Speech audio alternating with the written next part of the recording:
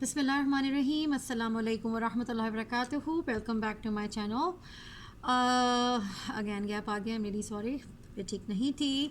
अब इस दौरान मुझे बहुत सारे मैसेजेस आए और अपने कमेंट सेक्शन में, और ज़्यादातर का जो क्वेश्चन था वो बिल्कुल मोरलेस सेम था। द थिंग इज़ कि मैंने ये सोचा है कि जी ये वीडियो मैं एक जनरल डिस्कशन कर लूँ उन चीज़ों के बारे में, उन क्वेश्चंस को आंसर कर दूँ जो कि मैंने प्रॉमिस किया था कि आई विल बी डूइंग दैट। और क्योंकि टॉपिक्स डिफरेंट हैं, लोगों के दो डिफरेंट टाइप्स के क्वेश्चंस आ रहे हैं बहुत ज़्यादा, तो मैंने ये सोचा है कि मैं उनको डिटेल्ड के और डिफरेंट ऑप्शंस यूनिवर्सिटीज़ की या प्रोविंसेस की क्या हो सकती हैं उसके बारे में मैं अलग बनाऊंगी, बट एक जनरल डिस्कशन हो जाए वो अच्छा रहेगा।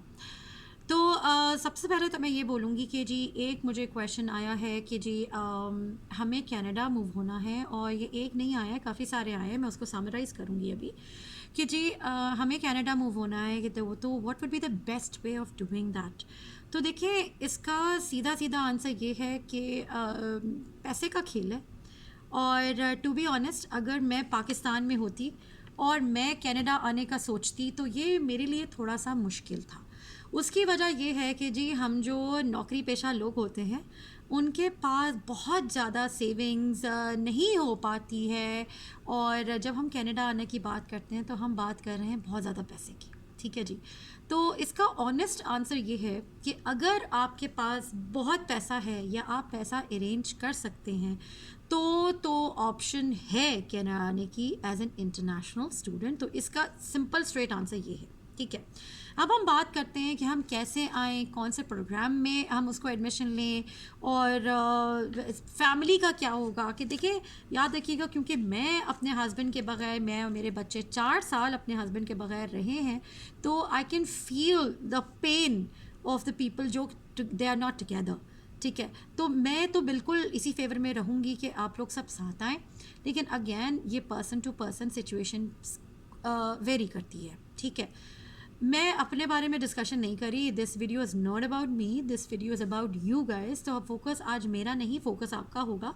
मेरे बारे में अगर आपने जानना है तो मेरी तो बहुत सारी वीडियोस पीछे की हैं, आप उनको जाके देखिएगा, चेकआउट कीजिएगा, और आपको पता चलेगा कि हम 4 साल साथ क्यों नहीं रहे थे। अब अल्हम्दुलिल्लाह ही इज़ हियर, एंड अल्लाह का शुक्र है लाख लाख कि उनको जॉब भी मिली हुई है। अल्हम्दुलिल्लाह भी अल्लाह का शुक्र है, अल्लाह का शुक्र है, अल्हम्दुलिल्लाह।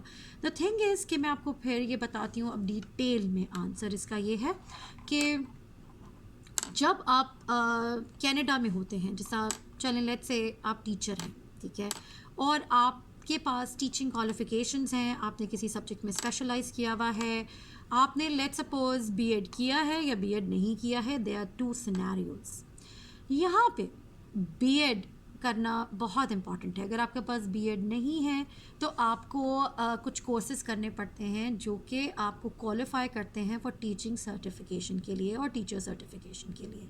अब उसके बारे में कैसे पता चलता है, उसके बारे में तब पता चलता है कि जब आप कनाडा आते हैं। ठीक है, वहाँ बैठे बैठे सबसे पहला काम आपने ये करना है कि कनाडा आना है, और कनाडा आने के लिए ज़रूरी है कि आप एक एज एन इंटरनेशनल स्टूडेंट यहाँ आने की सोचें। अब how much money is involve in है, तो मनी तो बहुत ज़्यादा इन्वॉल्व है, क्योंकि मैंने एसडीएस, जिसे आप स्टूडेंट डायरेक्ट स्ट्रीम कहते हैं, उस पर एक वीडियो बहुत डिटेल में मैंने बनाई थी, जिसके अंदर मैंने आपको ये बताया था कि जी इंडिया और पाकिस्तान के लिए ऑप्शंस हैं कि जी आप एसडीएस के थ्रू यहाँ पे आप आ सकते हैं। आपकी जो एप्लीकेशन है, जो स्टूडेंट वीज़ा एप्लीकेशन है, वो 20 डेज़ में, 20 वर्किंग डेज़ में प्रोसेस होती है, and you are all good to go. लेकिन उसकी कंडीशन क्या है कि जी आपको 20 अराउंड, लेट्स से मैं आधा आधा बताती हूँ, $10,000 तो मस्ट है जो आपका अपने अकाउंट में जाता है, और जब आप कनाडा आते हैं तो वो आपके ऊपर खर्च होने के लिए होता है। वो आपका पैसा है, वो आप ही का रहेगा, लेकिन वो गवर्नमेंट ऑफ कनाडा के पास होता है। वो आपको थोड़ा थोड़ा करके पहले साल देते हैं ताकि आप सस्टेन कर सके पहले साल। ठीक है, अब अगर आप अपने स्पाउस के साथ आना चाह रहे हैं, अब अपनी किड्स के साथ आना चाह रहे हैं, तो आपके स्पाउस के लिए आपको एडिशनल 4,000 कैनेडियन डॉलर सबमिट कराना होगा, यानी डालना होगा, और डिपॉजिट कराना होगा। और अगर आपके पास बच्चे भी हैं तो हर बच्चे का आपको 3,000 कैनेडियन डॉलर्स आपको डिपॉजिट कराना होगा SDS के थ्रू अगर आप यहाँ आना चाह रहे हैं, यानी स्टूडेंट डायरेक्ट स्ट्रीम के थ्रू। इसका फ़ायदा क्या होता है? इसका फ़ायदा ये होता है कि आपको आपकी फुल गारंटी होती है कि you will be coming to Canada. इसमें शक की गुंजाइश नहीं होती कि पता नहीं जी एप्लीकेशन अप्रूव होगी या नहीं होगी, हमारा वीज़ा रिजेक्ट तो नहीं हो जाएगा, तो उसके शक की गुंजाइश ख़त्म हो जाती है। नाउ अगर वी टॉक अबाउट कि जी 10,000 कैनेडियन डॉलर्स आपके हैं, 4,000 आपके स्पाउस के हैं, 3,000 पहले बच्चे के, फिर 3,000 दूसरे बच्चे के, तो you can well imagine we are talking about, let's say for a couple we are talking about 14 to 15,000 dollars. इसी तरह से अगर आपके 2 बच्चे हैं तो स्ट्रेट अवे 20,000 कैनेडियन डॉलर्स सिर्फ आपको पहले साल सस्टेन करने के लिए चाहिए हैं, जो उनकी कंडीशन नंबर 1 है। उसका डिटेल में मैंने वीडियो बनाया हुआ है, उसका लिंक मैं डाल दूँगी डिस्क्रिप्शन बॉक्स में, आप उसको जाके चेकआउट कर लीजिएगा। अब सिर्फ ये कंडीशन नहीं है, मैं उन लोगों के बारे में बात कर रही हूँ जिनको कनाडा आना ही आना है और वो गारंटीड चाह रहे हैं कि नहीं जी हमें तो ऐसा पक्का रास्ता बताइए कि जब हम लोग आ जाएं तो ये मैं आपको पक्का रास्ता बता रही हूँ। तो अब ये दिस इज़ वन।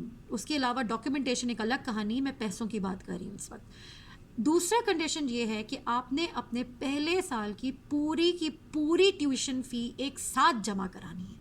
अब मैंने एक वीडियो बनाई थी मेमोरियल यूनिवर्सिटी पे, मैंने कहा था one of the cheapest options available. तो मैंने एक वीडियो आपको बनाई थी चीपेस्ट यूनिवर्सिटी की ऑप्शंस के लिए, जिसमें मैंने मेमोरियल यूनिवर्सिटी का जिक्र किया था। तो मैं अपने बारे में बात कर लेती हूँ। मैंने मेमोरियल यूनिवर्सिटी के थ्रू ही यहाँ पे आया था। उसकी वजह और भी थी, वो again the topic is not me, तो आप पीछे जाके चेकआउट कर सकते हैं कि मैंने मेमोरियल यूनिवर्सिटी क्यों चूज़ की थी।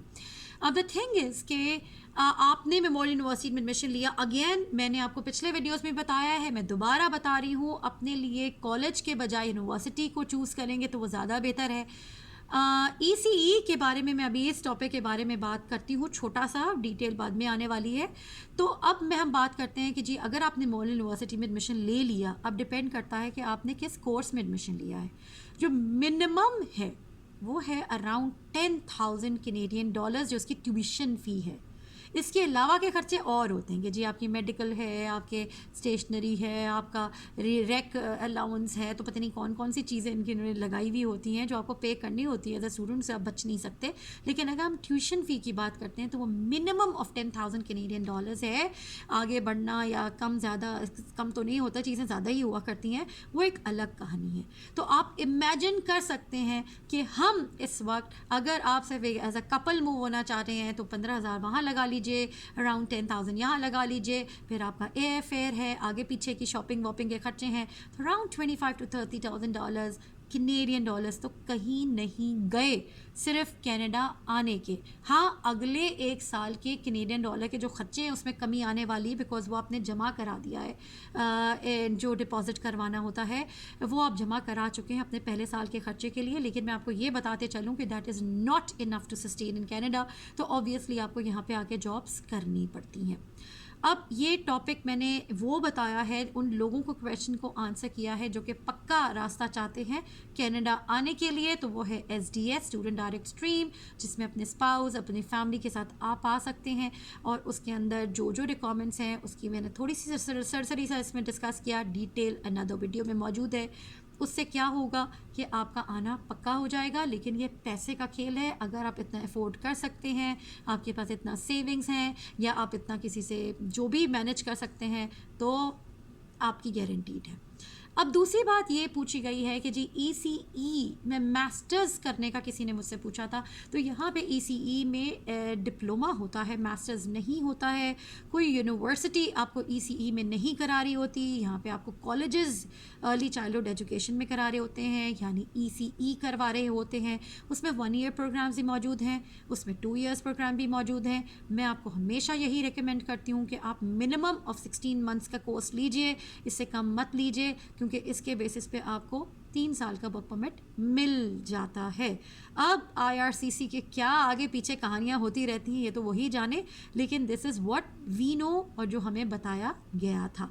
अब बेहतर यही होता है कि आप उसमें भी 2 साल की चीज़ चूज़ कीजिए, बेशक आप उसको 16 मंथ्स में निपटा दीजिए, बिकॉज इट इज़ पॉसिबल, लोग करते हैं और करते चले आए हैं, लेकिन उससे कम में आप किसी कोर्स में यानी 8 मंथ्स 1 ईयर मत लें तो बेहतर होगा, क्योंकि ये क्लियरली मैंशनड होता है RCC की वेबसाइट पे कि अगर आप 1 साल का कोर्स या 8 मंथ्स का कोर्स लेते हैं तो उस पर आपको सिर्फ 1 साल का वर्क परमिट मिलेगा।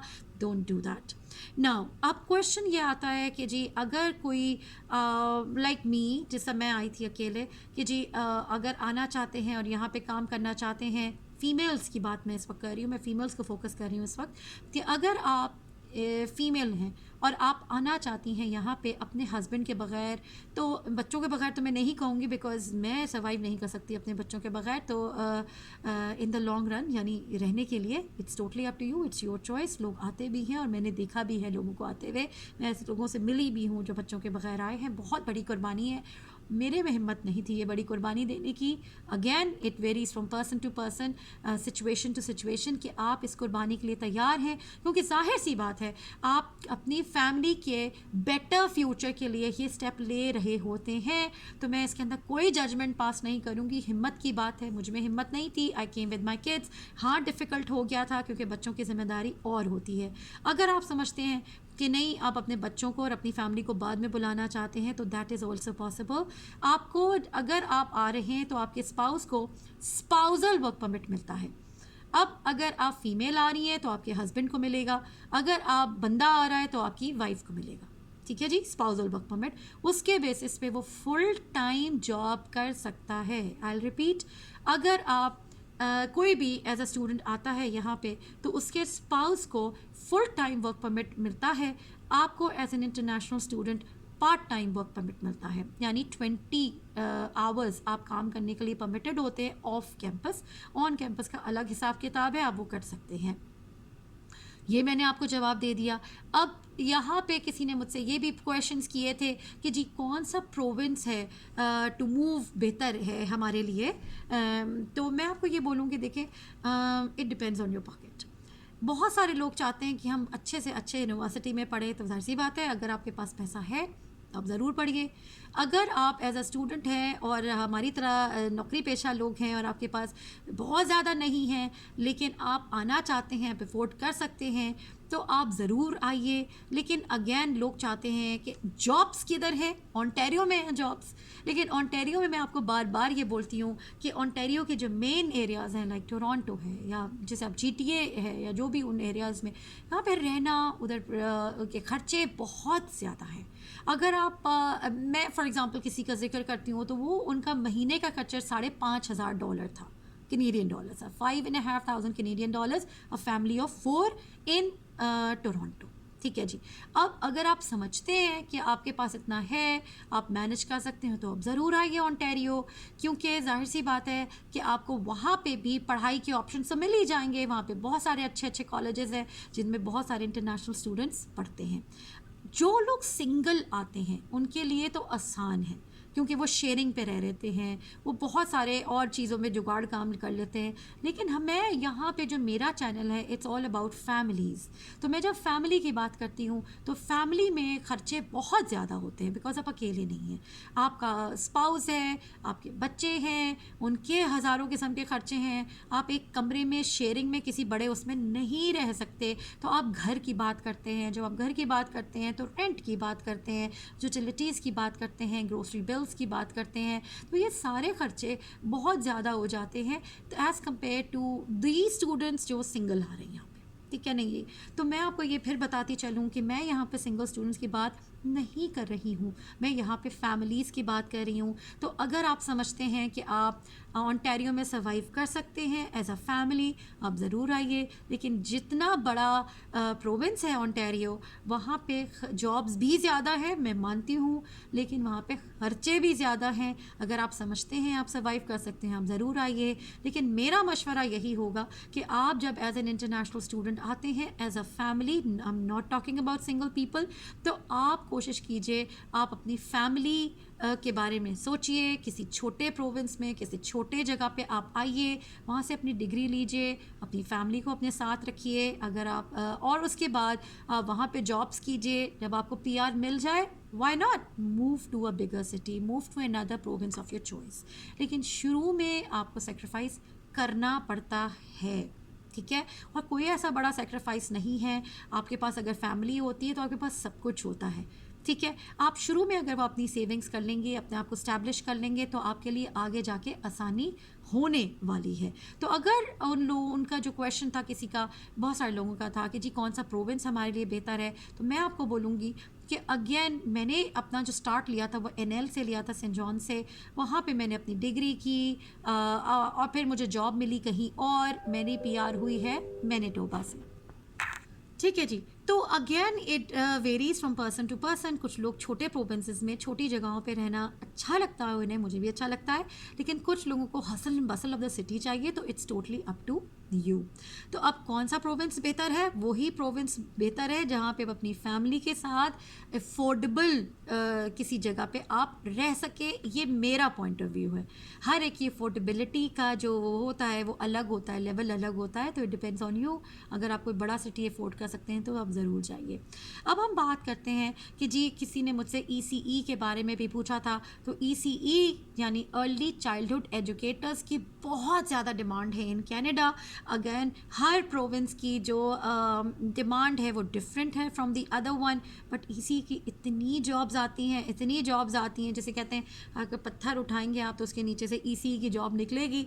तो आप ईसी के लिए परेशान मत होइए। लेकिन अगेन ये जॉब्स वगैरह के बारे में मैं वो लिंक्स में पहले भी डिस्कस कर चुकी हूँ, मैं आपको फिर भी बता दूँगी। मेरी एक और वीडियो होने वाली है ईसीई के बारे में, वो भी मैं आपको बता दूँगी कि अगर आप एल्बर्टा आना चाहते हैं या लेट्स से अगर आप टोरंटो आना चाहते हैं, तो आई नो कि मैं पहले भी डिस्कस कर चुकी हूँ कि किसी ने शेरिडन कॉलेज से किया था, अब आप उधर से भी कर सकते हैं। उनको जॉब भी बहुत आराम से मिल गई थी अल्हम्दुलिल्लाह in Toronto. But the thing is ख़र्चे बहुत होते हैं। अगर आप अफोर्ड कर सकते हैं तो आप ज़रूर कीजिए। पीआर के बारे में सोचिएगा, क्योंकि पीआर लेना ही हमारा जैसे कहते हैं ना the first and the foremost goal होता है।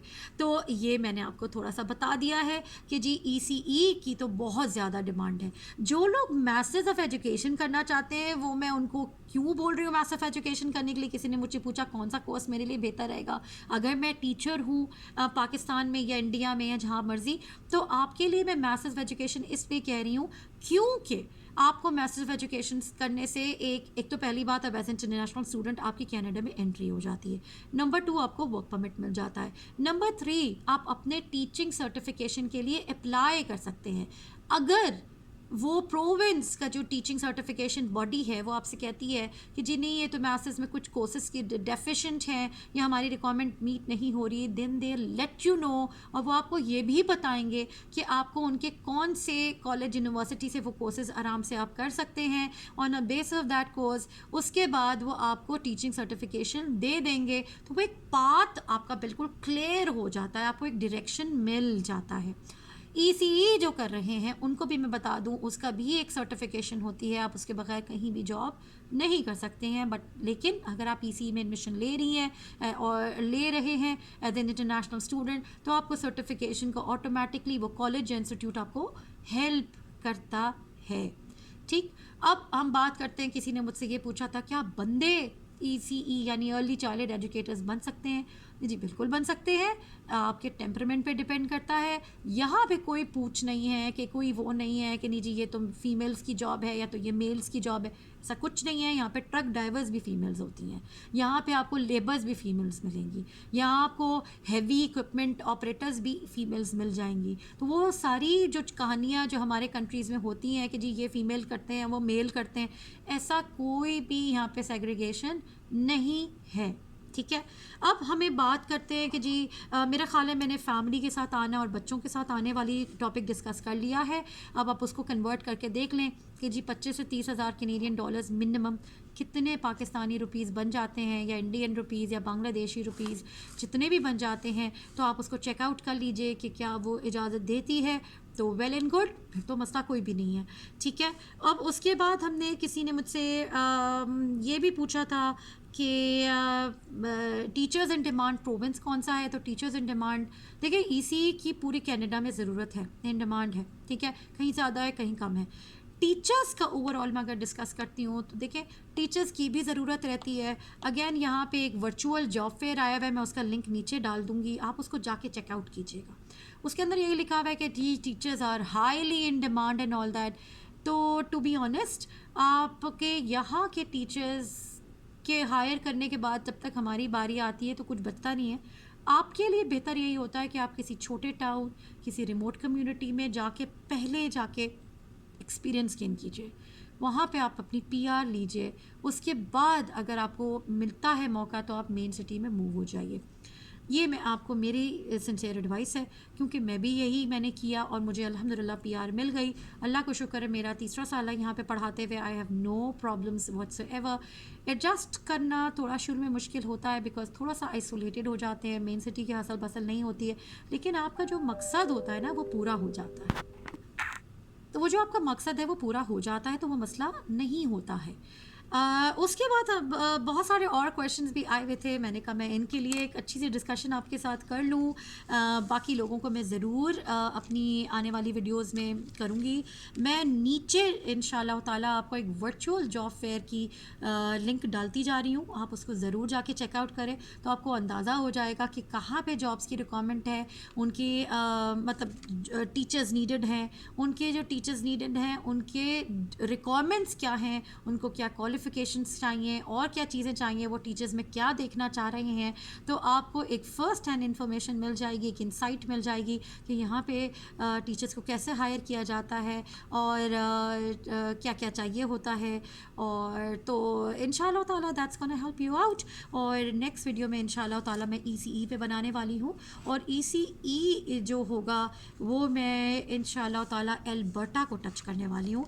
एल्बर्टा का एक कॉलेज है जिसके बारे में मैं ये सारी वीडियो बनाऊंगी। अगर आपको लगता है कि आप पाकिस्तान में टीचर तो थे, लेकिन अगर आप अपना प्रोफेशन चेंज करना चाहते हैं तो आप कर सकते हैं, there is no harm in doing that. लेकिन याद रखिएगा कि अगर जैसा किसी ने मुझे बोला था कि भाई उन्होंने कंप्यूटर टेक्नोलॉजी में कुछ किया हुआ है, तो अगर आप समझते हैं कि यहाँ पे सॉफ्टवेयर में या कुछ करना चाहते हैं, बिकॉज सॉफ्टवेयर जो बंदे हैं उनकी बहुत रिक्वायरमेंट है, तो ठीक है। अगर आप चाहते हैं कि आप वो कर लें, फील्ड में थोड़ा सा चेंज करना चाहते हैं, व्हाई नॉट, आप वो भी कर सकते हैं। तो इंशाल्लाह नेक्स्ट वीडियो मेरी कॉलेज के बारे में होने वाली है एल्बर्टा में, और that's gonna help you out as well. उस कॉलेज में ECE के अलावा और बहुत कुछ होता है, तो अगर आप चाहते हैं उसका ओपन हाउस अटेंड करना वर्चुअली ज़रूर कीजिएगा। इंशाल्लाह नेक्स्ट वीडियो में मिलेंगे, दुआ में याद रखिएगा। और अगैन कोई क्वेश्चंस हो, कोई चीज़ समझ ना आई हो तो प्लीज़ कमेंट में ज़रूर डिस्कस कीजिएगा मुझसे। I will be more than happy to help you out. मुझे और मेरी फैमिली को दुआ में याद रखिएगा। इंशाल्लाह नेक्स्ट वीडियो मिलेंगे। Don't forget to like, share and subscribe to my channel. अस्सलाम वालेकुम रहमतुल्लाहि व बरकातुहू।